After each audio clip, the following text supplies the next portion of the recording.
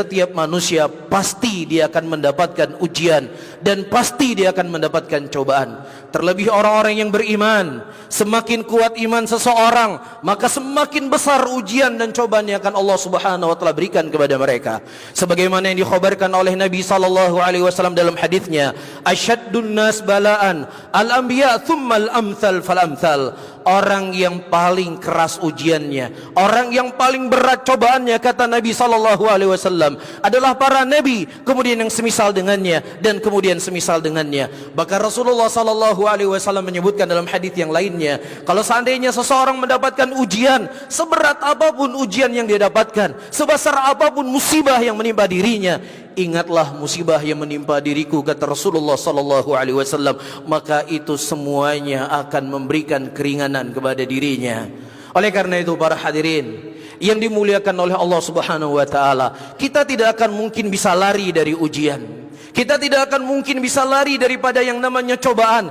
Justru Allah Subhanahu wa taala akan menguji dan mencoba kita untuk melihat siapa di antara kita yang paling jujur dengan keimanannya dan siapa pula di antara kita yang bohong dengan keimanannya. Allah Subhanahu wa taala mengatakan dalam ayatnya, ahasiban nas ayyutraku ayyakulu amanna wa hum la yuftanun wa laqad fatanna alladhina min qablihim falya'lamanna Allahu alladhina sadaqu wa la'lamanna al-kadhibin. Apakah manusia mereka menyangka mereka akan ditinggalkan untuk mengucapkan keimanan begitu saja? Saya cinta kepada Allah, saya cinta kepada Rasul, saya sebagai seorang muslim, saya sebagai seorang mukmin, saya sebagai seorang mukminah. Belum cukup pengakuan kita, sampai datang kepada mereka ujian, sampai datang kepada mereka cobaan, dan Allah yang Maha tahu siapa di antara mereka yang jujur dengan keimanannya dan siapa pula di antara kita yang bohong dengan keimanannya. Oleh karena itu, para hadirin yang dimuliakan oleh Allah Subhanahu wa taala,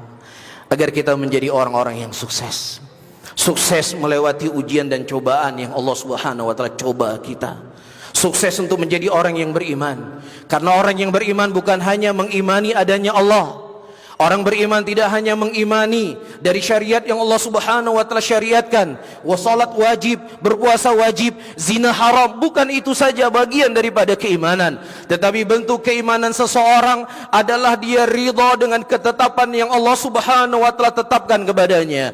Allah Subhanahu dia ridha dengan apa yang telah Allah takdirkan kepadanya. Ketika Allah memberikan nikmat kepadanya, dia mensyukuri nikmat Allah Subhanahu wa taala. Dan ketika Allah Subhanahu wa taala menguji dan mencoba dia, orang-orang yang beriman, mereka akan bersabar dengan ujian tersebut. Namun sebaliknya para hadirin yang dimuliakan oleh Allah, kalau seandainya kita mengaku beriman kepada Allah, kita mengaku cinta kepada Allah Subhanahu wa taala, namun ketika Allah menguji kita, ketika Allah mencoba kita, kemudian kita menjauh dari Allah Subhanahu wa taala, kemudian kita meninggalkan Allah Subhanahu wa taala, apalagi kemudian kita berkata dalam hati kita, Allah tidak adil kepada saya, dalam keadaan saya telah beriman kepadanya, dalam keadaan saya telah ruku dan sujud kepadanya, tetapi Allah memberikan ujian kepada saya. Allah tidak adil. Siapa yang mereka memiliki keyakinan yang seperti ini, walaupun itu tidak pernah terucap di lisannya, tersimpan dalam hatinya, ini menunjukkan ketidakjujuran iman seseorang kepada Allah Rabbul Alamin.